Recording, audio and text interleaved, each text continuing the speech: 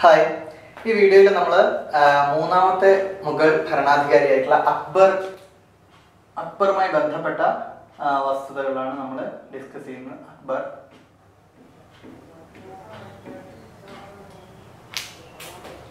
അക്ബറിനെ കുറിച്ച് നിരന്തരമായിട്ട് കോമ്പറ്റേറ്റീവ് എക്സാമിനേഷനുകളിൽ ചോദിക്കുന്ന ചോദ്യങ്ങളുണ്ട്. നമ്മൾ ശ്രദ്ധിക്കപ്പെടാതെ പോകുന്ന ചില ഫാക്ട്സുകളുണ്ട് നമ്മളോട് ചോദിക്കാൻ സാധ്യതയുള്ള, അവയെല്ലാം നമ്മൾ ഈ വീഡിയോയിൽ ഉൾപ്പെടുത്താൻ വേണ്ടി ശ്രദ്ധിക്കുന്നുണ്ട്.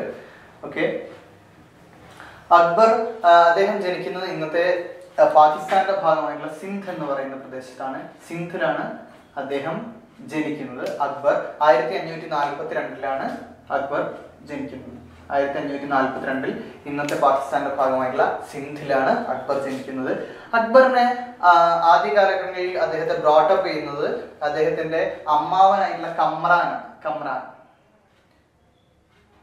അക്ബറിനെ ആദ്യ കാലഘട്ടത്തിൽ ശുശ്രൂഷിക്കുന്നത് അദ്ദേഹത്തിന്റെ അമ്മാവനായിട്ടുള്ള കമ്രാനാണ്. ഓർത്തിരിക്കുക. അക്ബർ തന്റെ 14-ാം വയസ്സിലാണ് ആദ്യമായിട്ട് ഒരു ഭരണാധികാരിയായിട്ട് ചുമതലയേൽക്കുന്നത്. അത് ഇന്നത്തെ ഇന്ത്യയുടെയും പാകിസ്ഥാന്റെയും ഭാഗമായിട്ടുള്ള പഞ്ചാബ് പ്രവിശ്യയുടെ ഭരണാധികാരിയായാണ് അദ്ദേഹം ആദ്യമായി ചുമതലയേൽക്കുന്നത്. അക്ബർ 1542 സിന്ധിൽ ജനിച്ചു. കമ്രാൻ എന്ന അമ്മാവന്റെ തണലിൽ അദ്ദേഹം വളർന്നു. അദ്ദേഹത്തിന്റെ 14-ാം വയസ്സിൽ പഞ്ചാബ് പ്രവിശ്യയുടെ രാജാവായി മാറി. അദ്ദേഹത്തിന്റെ ഏറ്റവും ശൈശവ കാലഘട്ടങ്ങളിൽ അക്ബറിനെ വിദ്യാഭ്യാസപരമായ കാര്യങ്ങളെല്ലാം സഹായിച്ചിരുന്ന 2 പേരുണ്ട്. ആ 2 പേരുകൾ നമുക്ക് ഇമ്പോർട്ടൻ്റ് ആണ്. അതിലൊരു പേര് നമ്മളോട് എപ്പോഴും ചോദിക്കാറുള്ളതാണ് ഭൈറാം ഖാൻ. ഒരുപാട് തവണ എക്സാമുകളിൽ വിവിധ കോമ്പറ്റേറ്റീവ് എക്സാമിനേഷനുകളിൽ ചോദിച്ചിട്ടുണ്ട്. ഭൈറാം ഖാൻ, അതുപോലെ തന്നെ അബ്ദുൽ ലത്തീഫ്. ഇവർ 2 പേരുമായിരുന്നു ഏറ്റവും ചെറിയ സമയത്ത് കുഞ്ഞായ കാലഘട്ടങ്ങളിൽ കുഞ്ഞ് അക്ബറിന്റെ ഗുരുക്കന്മാരായിരുന്നു ഭൈറാം ഖാനും അബ്ദുൽ ലത്തീഫും. ഓർത്തിരിക്കുക. റൈറ്റ്. ഇനി അക്ബറിന്റെ വളർത്തമ്മ വളരെ ഇമ്പോർട്ടന്റ് ആണ്. മഹം അങ്ക എന്നാണ് അവരുടെ പേര്. മഹം അങ്ക അക്ബറിന്റെ വളർത്തമ്മയായിരുന്നു മഹം അങ്ക. ഒരുപാട് തവണ PSC ചോദിച്ചിട്ടുള്ള ചോദ്യമാണ്. അക്ബറിന്റെ വളർത്തമ്മയുടെ പേരെന്താണ്? മഹം അങ്ക എന്നാണ് അക്ബറിന്റെ വളർത്തമ്മയുടെ പേര്. അദ്ദേഹത്തിന്റെ ട്യൂട്ടർമാരായിരുന്നു ഭൈറാം ഖാനും അബ്ദുൽ ലത്തീഫും. അദ്ദേഹം 14-ാം വയസ്സിൽ പഞ്ചാബ് പ്രവിശ്യയുടെ അധിപനായി. കമ്രാനായിരുന്നു അദ്ദേഹത്തിന്റെ അമ്മാവൻ. അദ്ദേഹത്തിനെ ബ്രോട്ടപ്പ് ചെയ്തത് കമ്രാനായിരുന്നു. സിന്ധിൽ 1542 അദ്ദേഹം ജനിച്ചത്. ഇനി ഏറ്റവും ആദ്യ കാലഘട്ടങ്ങളിൽ അക്ബറിന്റെ പ്രധാനപ്പെട്ട ശത്രുവായിരുന്നു ഹെമു ആയിരുന്നു ആദ്യത്തെ പ്രധാനപ്പെട്ട ശത്രു. അദ്ദേഹത്തെ 2-ാം പാനിപ്പത്ത് യുദ്ധത്തിൽ അക്ബർ പരാജയപ്പെടുത്തുന്നുണ്ട്. 2-ാം പാനിപ്പത്ത് യുദ്ധത്തിൽ ഹെമുവിനെ പരാജയപ്പെടുന്നു അക്ബർ. ക്ലിയർ? ഓർത്തിരിക്കുക. റൈറ്റ്. അക്ബറിന്റെ റെയിൻ പീരീഡ് ഏകദേശം 50 വർഷ കാലഘട്ടത്തോളം നീണ്ടുനിന്നിരുന്നു. He is known as the real founder of Mughal empire. Mughal സാമ്രാജ്യത്തിന്റെ യഥാർത്ഥ ഉപജ്ഞാതാവ് എന്നറിയപ്പെടുന്ന വ്യക്തിയാണ് Akbar. He is known as the real founder of Mughal Empire.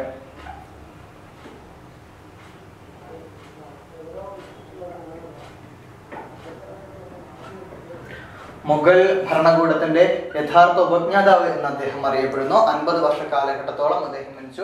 അദ്ദേഹത്തിന്റെ പ്രത്യേകത എന്താണെന്ന് വെച്ചാൽ അക്ബർ എല്ലാവരോടും വലിയ സൗഹാർദ്ദപൂർണമായിട്ടുള്ള സമീപനമായിരുന്നു അദ്ദേഹത്തിന്റെ ഒരു പ്രത്യേകത. രജപുത്തുകളുമായിട്ട് ഏറ്റവും കൂടുതൽ അഭേദ്യമായ ബന്ധം നിലനിർത്തിയ ഒരു കാലഘട്ടമായിരുന്നു അക്ബറിന്റെ കീഴിലുള്ള മുഗൾ ഭരണകൂടം എന്ന് പറയുന്നത്. അതുകൊണ്ട് തന്നെ അദ്ദേഹത്തിന്റെ സോഷ്യൽ പോളിസി നമുക്ക് വളരെ ഇമ്പോർട്ടന്റ് ആണ്. അക്ബർ സ്വീകരിച്ച ഒരു social പോളിസിയാണ് Social policy which was adopted by Akbar is known as Sulhi-Kul, that which means peace to all. എല്ലാവർക്കും സമാധാനം. Sulhi-Kul എന്ന് പറയുന്ന പീസ് ടു ഓൾ എന്ന് പറയുന്ന സോഷ്യൽ പോളിസിയാണ് അക്ബറിന്റെ കാലഘട്ടത്തിലെ മുഗൾ എംപയർ മുന്നോട്ട് വെച്ചിട്ടുണ്ടായിരുന്നത്. അതുകൊണ്ട് തന്നെ രജപുത്തുകൾക്കൊക്കെ ഏറെ പ്രിയങ്കരനായിരുന്നു അക്ബർ. ഓർത്തിരിക്കുക.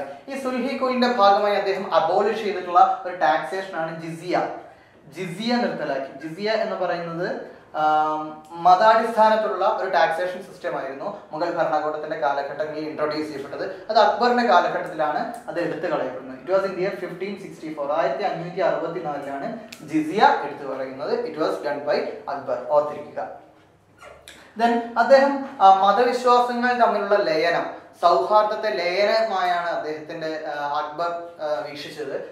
അതിനുവേണ്ടി തന്നെ പ്രത്യേക പ്രദേശങ്ങൾ, ഈ വിവിധ മതവിശ്വാസികൾക്ക് പ്രത്യേകമായി വന്നിരുന്ന് മതകാര്യങ്ങളിൽ സംസാരിക്കാൻ, അതായത് മതകാര്യങ്ങളുമായി ബന്ധപ്പെട്ട് ഓപ്പണായി ഡിസ്കസ് ചെയ്യാൻ വേണ്ടിയിട്ടുള്ള സെന്റേഴ്സ് ഒക്കെ അക്ബർ കൺസ്ട്രക്ട് ചെയ്തിട്ടുണ്ടായിരുന്നു. അത് ഫത്തേപൂർ സിക്രിയിൽ തന്നെ അങ്ങനെ ഒരു പ്രത്യേക സ്ഥലമുണ്ട്. ദാറ്റ് ഈസ് നോൺ ആസ് ഇബാദത്ത് ഖന്ന. ഇബാദത്ത് ഖന്ന റിലീജിയസ് അഫയേഴ്സുമായി ബന്ധപ്പെട്ട എല്ലാ റിലീജിയൻസിനും, എല്ലാ മതവിശ്വാസികൾക്കും വന്ന് ഒരുമിച്ചിരിക്കാനും സംവദിക്കാനുമുള്ള ഒരു പ്രദേശമായിരുന്നു ഇബാദത്ത് ഖന്ന. ഇബാദത്ത് Khanna is almost part of Fatehpur Sikri. അതിനെക്കുറിച്ച് നമ്മൾ ഫത്തേപൂർ സിക്രിയെ കുറിച്ച് നമ്മൾ പറയും. ഓർത്തിരിക്കുക, ഇബാദത്ത് ഖന്ന എന്താണ് എന്ന് പലപ്പോഴും ചോദിച്ചുകൊണ്ടിട്ടുണ്ട്. റൈറ്റ്. ഈ ഇബാദത്ത് ഖന്ന പിന്നീട് ഈ റിലീജിയസ് ഇവയെല്ലാം ഒരു ലയനമായിരുന്നു. എല്ലാ മതവിശ്വാസങ്ങളുടെയും ഒരു ലയനമായിരുന്നു അക്ബർ എല്ലാ കാലഘട്ടങ്ങളിലും മുമ്പോട്ടത്. പിന്നീട് അത് മറ്റൊരു ആശയമായി മാറി. ദീൻ എ ഇലാഹ് എന്ന് പറയുന്ന മറ്റൊരു എല്ലാ മതങ്ങളിലെയും മൂല്യങ്ങൾ ഉൾക്കൊണ്ടുള്ള മറ്റൊരു മതം രൂപീകരിക്കുന്നതിലേക്ക് അക്ബറിന്റെ കാലഘട്ടത്തിൽ നിന്നുണ്ടായി. ദാറ്റ് ഈസ് ദീൻ എ ഇലാഹ് എന്നാണ് അറിയപ്പെടുന്നത്. ദീൻ എ ഇലാഹ്. ദീന ഇലാഹ് ആദ്യ കാലഘട്ടങ്ങളിൽ അതൊരു സെക്റ്റ് ആയിരുന്നു. എല്ലാ മതവിശ്വാസികളെയും ഉൾക്കൊള്ളുന്ന ഒരു സെക്റ്റ് ആയിരുന്നു. പിന്നീട് അതൊരു റിലീജിയൻ ആയിട്ട് മാറി. ഈ റിലീജിയൻ ആയി മാറിയപ്പോൾ മറ്റു മതവിശ്വാസികൾക്ക് ഈ ദീന ഇലാഹിന്റെ ഭാഗമാവണമെങ്കിൽ പ്രത്യേകമായൊരു അറബ് വേർഡ്സ് ഉണ്ട്. ആ അറബ് വേർഡ്സ് നമ്മൾ സ്പെൽ ചെയ്താൽ മാത്രമേ, നമ്മൾ ഉച്ചരിച്ചാൽ മാത്രമേ നമുക്ക് ദീന ഇലാഹിന്റെ ഭാഗമായിട്ടുള്ളൂ. ആ അറബ് വേർഡ്സിനാണ് ഷാസ്ത് എന്ന് പറയുന്നത്. So one who need to be part of Dina Ilah, he should spell Shast, right? Okay, ഓർത്തിരിക്കുക. അപ്പോൾ ഷാസ്തും ദീന ഇലാഹും മനസ്സിലായി എന്ന് വിചാരിക്കുന്നത്. ഓക്കെ. പിന്നീട് ഇബാദത്ത് ഖാന എന്ന് പറയുന്നത് ഈ ദീന ഇലാഹിന്റെ ഒരു സെന്റർ ആയിട്ട് മാറും. റൈറ്റ്. ഓക്കെ. ഇനി അക്ബറിന്റെ കാലഘട്ടത്തിൽ വന്ന പ്രധാനപ്പെട്ട അഡ്മിനിസ്ട്രേറ്റീവ് റിഫോംസിൽ ഒന്നായിരുന്നു മൻസബ്ദാരി സമ്പ്രദായം, മൻസബ്ദാരി സിസ്റ്റം.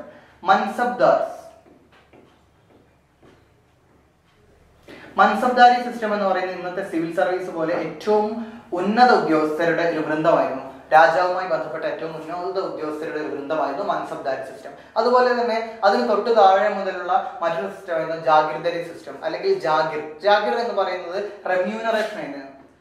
രാജാവ് തന്റെ വർക്കേഴ്സിന് അല്ലെങ്കിൽ എംപ്ലോയീസിന് അദ്ദേഹം നൽകുന്ന റെമ്യൂണറേഷൻ ആയിരുന്നു. ലാൻഡ് ആയിട്ടാണ് പൊതുവിൽ അത് നൽകാറ്. Okay, land remuneration.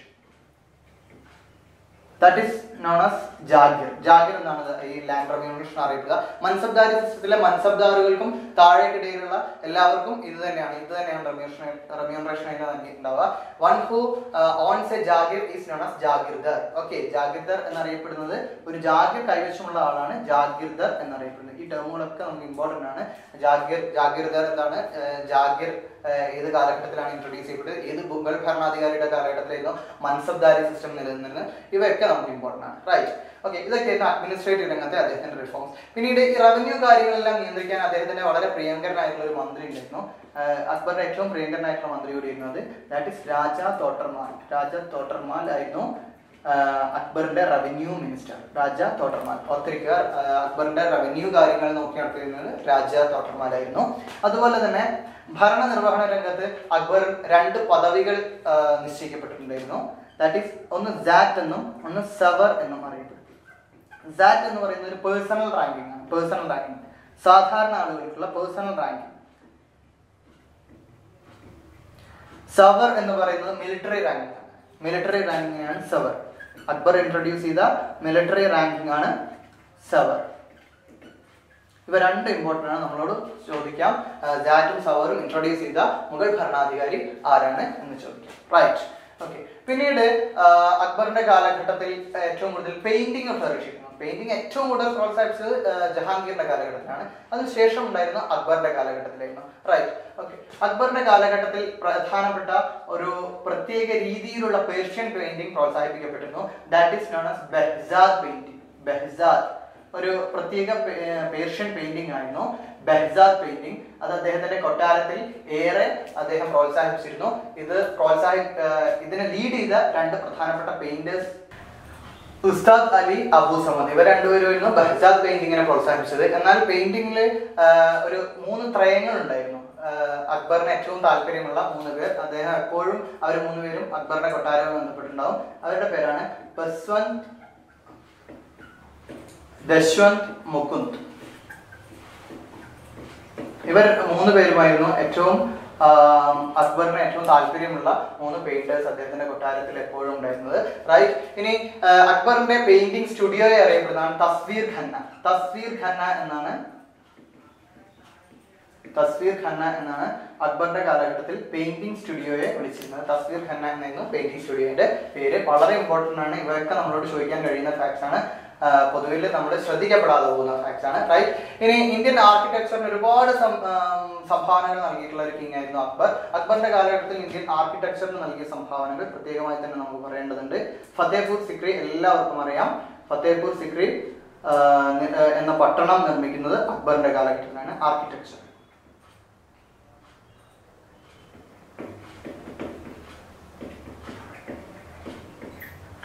Fatehpur Sikri. ഈ ഫത്തേപൂർ സിക്രിയുടെ എന്ന സിറ്റിയുടേക്കുള്ള കവാടമാണ് ബുലന്ദ് ദർവാസ. ബുലന്ദ് ദർവാസ നമ്മളോട് എപ്പോഴും ചോദിക്കാറുള്ള ചോദ്യമാണ്. ബുലന്ദ് ദർവാസ. അതുപോലെ തന്നെ ഫത്തേപൂർ സിക്രിയിൽ ആ സിറ്റിയിൽ അദ്ദേഹം നിർമ്മിച്ച ഒരു മസ്ജിദാണ് ജാമി മസ്ജിദ്. ജാമി മോസ്ക് അല്ലെങ്കിൽ ജാമി മസ്ജിദ്.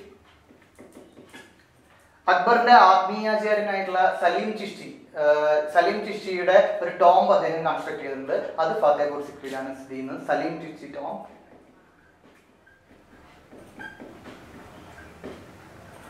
അതുപോലെ തന്നെ അദ്ദേഹത്തിന്റെ പ്രിയങ്കരനായ മന്ത്രി ബീർബലിന്റെ പേരിലുള്ള ബീർബൽ മഹൽ സ്ഥിതി ചെയ്യുന്നതും ഈ സിറ്റിയിലാണ്. ബീർബൽ മഹൽ. അതുപോലെ തന്നെ വളരെ പ്രശസ്തമായ മറ്റൊരു സ്തൂപമാണ് പഞ്ച്മഹൽ. പഞ്ച്മഹലും കൺസ്ട്രക്ട് ചെയ്യപ്പെട്ടത് ഫത്തേപൂർ സിക്രിയിലാണ്. ഓക്കെ. അതുപോലെ തന്നെ ജോധാബായ് പാലസ് സ്ഥിതി ചെയ്യുന്നു. ജോധാബായ് palace. Mariam Bhai palace.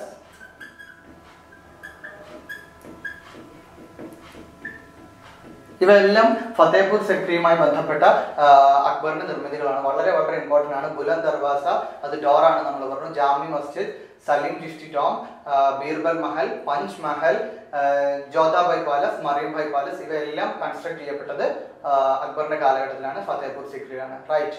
Okay. പിന്നീട് അദ്ദേഹത്തിന്റെ പ്രധാനപ്പെട്ട ആർക്കിടെക്ചറിനുള്ള മറ്റൊരു സംഭാവനയായിരുന്നു ഹുമയൂൺ ടോംബ്. ഹുമയൂൺ ടോംബ് നിർമ്മിക്കപ്പെട്ടത് അക്ബറിന്റെ റെയിൻ പീരീഡിലായിരുന്നു. It was constructed in Nizamuddin. ഓർത്തിരിക്കുക. അതുപോലെ തന്നെ ആഗ്ര കോട്ട നിർമ്മിക്കപ്പെട്ട അദ്ദേഹത്തിന്റെ കാലഘട്ടത്തിലായിരുന്നു. Agra fort was built under the reign period of Akbar. ഇവ 3മാണ് പ്രധാനപ്പെട്ട അക്ബറിന്റെ ഇന്ത്യൻ ആർക്കിടെക്ചറിനുള്ള സംഭാവനകൾ. റൈറ്റ്. ഇനി മറ്റൊരു പ്രധാനപ്പെട്ട കൺസ്ട്രക്ഷൻ എന്ന് പറയുന്നത് അദ്ദേഹത്തിന്റെ സ്വന്തം ടോംബാണ്. സിക്കന്ദര എന്ന പേരിലാണ് അറിയപ്പെട്ടത്. സിക്കന്ദര എന്ന പേരിൽ സ്വന്തം ടോംബ് മരണത്തിന് മുമ്പ് നിർമ്മിച്ച ഒരു ഭരണാധികാരി കൂടിയായിരുന്നു അക്ബർ. അക്ബറിന്റെ ടോംബിനെ അറിയപ്പെടുന്നതാണ് സിക്കന്ദര എന്നാണ് അറിയപ്പെടുന്നത്. റൈറ്റ്. ഇനി അദ്ദേഹത്തിന്റെ കാലഘട്ടത്തിൽ സാഹിത്യം ഏറ്റവും കൂടുതൽ ഫ്ലറിഷ് ചെയ്തൊരു കാലഘട്ടമായിരുന്നു. സാഹിത്യത്തിനായി ഒരു പ്രത്യേക സാഹിത്യകാരന്മാരുടെ ഒരു കൂട്ടം തന്നെ അദ്ദേഹത്തിനുണ്ടായിരുന്നു. 9 പേരടങ്ങുന്ന നവരത്ന എന്ന് പറയുന്ന ഒരു ക്രൂ ഉണ്ടായിരുന്നു. അദ്ദേഹത്തിന്റെ കൊട്ടാരത്തെ എപ്പോഴും സമ്പന്നമാക്കിയ നവരത്ന എന്ന് പറയുന്ന 9 പേർ. ഓക്കെ. ഈ 9 പേരിൽ ഏറ്റവും ഫേമസ് ആയിട്ടുള്ള 2 സാഹിത്യകാരന്മാരാണ് അബുൽ ഫൈസി ആൻഡ് അബുൽ ഫൈസൽ. അബുൽ ഫൈസൽ. റൈറ്റ്.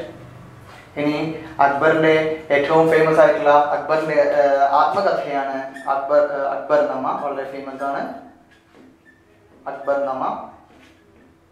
ഒരുപാട് എക്സാമുകളിൽ ചോദിച്ചിട്ടുണ്ട്. വളരെ ഇമ്പോർട്ടന്റ് ആണ് നമുക്ക്. അദ്ദേഹം മരണപ്പെടുന്നത് 1605-ലാണ്. റൈറ്റ്. സോ അക്ബർ ആണ് ഈ വീഡിയോയിൽ നമ്മൾ ഡിസ്കസ് ചെയ്തത്. അക്ബർ ആദ്യം നമ്മൾ പറഞ്ഞു അക്ബർ ജനിക്കുന്ന 1542-ലാണ്. സിന്ധ് എന്ന് പറയുന്ന പ്രവിശ്യയിലാണ്. ഇന്നത്തെ ഇന്ത്യയുടെ പാകിസ്ഥാന്റെയും ഭാഗമായിട്ടുള്ള സിന്ധിലാണ് അക്ബർ ജനിക്കുന്നത്. ദെൻ അദ്ദേഹത്തെ ബ്രോട്ടപ്പ് ചെയ്യുന്നത് അദ്ദേഹത്തിന്റെ അമ്മാവനാണ് കമ്രാൻ. തന്റെ 14-ാം വയസ്സിൽ തന്നെ പഞ്ചാബ് പ്രവിശ്യയുടെ രാജാവായി അക്ബർ മാറി. ഭൈറാം ഖാനും അബ്ദുൽ ലത്തീഫുമായിരുന്നു ആദ്യകാലങ്ങളിൽ അക്ബറിന്റെ ട്യൂട്ടേഴ്സ് ആയിട്ടുള്ളത്. ഈ ഭൈറാം ഖാനെ പിന്നീട് അക്ബർ ഗിവപ്പ് ചെയ്യുന്നുണ്ട് ഹെമുമായിട്ടുള്ള യുദ്ധത്തിന് ശേഷമൊക്കെ ചില സംശയങ്ങളുടെ പശ്ചാത്തലത്തിൽ. അതൊക്കെ ഹിസ്റ്ററിയാണ്. ഓക്കെ. മഹം അങ്ക ആയിരുന്നു അക്ബറിന്റെ ഫോസ്റ്റർ മദർ, വളർത്തമ്മയായിരുന്നു. ഹെമു അദ്ദേഹത്തിന്റെ ആദ്യത്തെ പ്രധാനപ്പെട്ട ശത്രുവായിരുന്നു. 2ാം പാനിപ്പത്ത് യുദ്ധത്തിൽ വെച്ച് അക്ബർ ഹെമുവിനെ പരാജയപ്പെടുത്തി. 50 വർഷക്കാലം ദീർഘമായ അക്ബറിന്റെ റെയിൻ പീരീഡിലെ അദ്ദേഹത്തിന്റെ സോഷ്യൽ പോളിസി വളരെയേറെ പ്രശംസിക്കപ്പെട്ടിട്ടുണ്ട്. ദാറ്റ് ഈസ് സുൽഹി കുൽ എന്നതായിരുന്നു അദ്ദേഹത്തിന്റെ സോഷ്യൽ പോളിസി, അഥവാ സുൽഹി കുൽ അഥവാ പീസ് ടു ഓൾ എന്നാണ്. അതിന്റെ ഭാഗമായിട്ട് അദ്ദേഹം ജിസിയ, റിലീജിയസ് ബേസ്ഡ് ആയിട്ടുള്ള ടാക്സേഷൻ ആയിട്ടുള്ള ജിസിയ 1564 അദ്ദേഹം പ്രൊഹിബിറ്റ് ചെയ്തു. ദെൻ ഇബാദത്ത് ഖന്ന എന്ന് പറയുന്ന പ്രത്യേക റിലീജിയസ് സെന്റർ ഫത്തേപൂർ സിക്രിയുമായി ബന്ധപ്പെട്ട് അദ്ദേഹം നിർമ്മിക്കുകയുണ്ടായി. ഈ ഇബാദത്ത് ഖന്ന എന്ന് പറയുന്നത് വിവിധ മതവിശ്വാസികൾക്ക് ചേർന്ന് സംഗമിക്കാനുള്ള ഒരു ഭൂമിയായിരുന്നു. പിന്നീട് അദ്ദേഹം മതലയനത്തിന് വലിയ പ്രാധാന്യം നൽകി ദീനെ ഇലാഹ് എന്ന് പറയുന്ന ഒരു സെക്ട് നിർമ്മിച്ചു. അത് ഒരുപാട് സമയത്തിന് ശേഷം അതൊരു മതമായി പരിണമിച്ചു. ആ മതത്തിലേക്ക് ഒരാൾക്ക് കടക്കണമെങ്കിൽ അയാൾ ഷാസ്ത് എന്ന പേരിലുള്ള ചില അറബിക് സ്പെൽസ് നമ്മൾ സ്പെൽ ചെയ്താൽ മാത്രമേ നമുക്ക് അതിന്റെ ഭാഗമാകാൻ കഴിയുള്ളൂ. ദാറ്റ് ഈസ് ഷാസ്ത് ആൻഡ് ദീന ഇലാഹ്. ഓർത്തിരിക്കുക, മൻസബ്ദാരി സിസ്റ്റം എന്ന് പറയുന്നത് ഏറ്റവും മികച്ച ഒരു അഡ്മിനിസ്ട്രേറ്റീവ് സിസ്റ്റം ആയിരുന്നു അദ്ദേഹത്തിന്റെ കാലഘട്ടത്തിൽ നിന്ന്. അക്ബറിന്റെ സിവിൽ സർവീസ് എന്നാണ് അറിയപ്പെടുന്നത് മൻസബ്ദാരി സിസ്റ്റം. ഈ മൻസബ്ദാറുകൾക്കും അതുപോലെ അതിന് കീഴെയുള്ള ഉദ്യോഗസ്ഥർക്കും എല്ലാമായിട്ട് റെമ്യൂണറേഷൻ ആയിട്ട് നൽകിയിട്ടുള്ള ഒരു സിസ്റ്റം ആയിരുന്നു ജാഗിർ എന്ന് പറയുന്നത്. അത് ലാൻഡ് റെമ്യൂണറേഷൻ സിസ്റ്റമാണ്. റൈറ്റ്, ഭൂമിയാണ് അതിന് റെമ്യൂണറേഷൻ ആയിട്ട് നൽകുന്നത്. റൈറ്റ്, അപ്പം ഈ ജാഗിർ കിട്ടുന്ന ആളാണ് ജാഗിർദാർ എന്നറിയപ്പെടുന്നത്. That may be mansabdar or not. Raja തോട്ടർമാലായിരുന്നു അക്ബറിന്റെ റവന്യൂ മിനിസ്റ്റർ എന്ന് പറഞ്ഞു. സാറ്റ് അതുപോലെ തന്നെ സാവർ, ഇവ രണ്ടും ഒന്ന് സാറ്റ് എന്ന് പറയുന്ന പേഴ്സണൽ റാങ്കും സാവർ എന്ന് പറയുന്ന മിലിറ്ററി റാങ്കുമായിരുന്നു അക്ബറിന്റെ കാലഘട്ടത്തിലുള്ള നമ്മൾ ഡിസ്കസ് ചെയ്തു. പിന്നീട് പെയിന്റിംഗ് ഏറ്റവും കൂടുതൽ ഫ്ലറിഷ് ചെയ്തൊരു കാലഘട്ടമായിരുന്നു അദ്ദേഹത്തിന്റെ കാലഘട്ടം നമ്മൾ പറഞ്ഞു. ബെഹസാദ് പെയിന്റിംഗ് ഉസ്താദ് അലിയും അബൂ സമദുമായിരുന്നു അദ്ദേഹത്തിന്റെ കൊട്ടാരങ്ങളിലെ ബെഹസാദ് പെയിന്റിംഗ് ഒന്ന് മനോഹരമാക്കി. അതേസമയം അക്ബറിന് ഏറ്റവും ഇഷ്ടപ്പെട്ട ത്രിമൂർത്തികളായിട്ടുള്ള പെയിന്റേഴ്സ് ആയിരുന്നു ബസ്വന്ത്, ദശ്വന്ത് ആൻഡ് മുകുന്ദ് നമ്മൾ പറഞ്ഞു.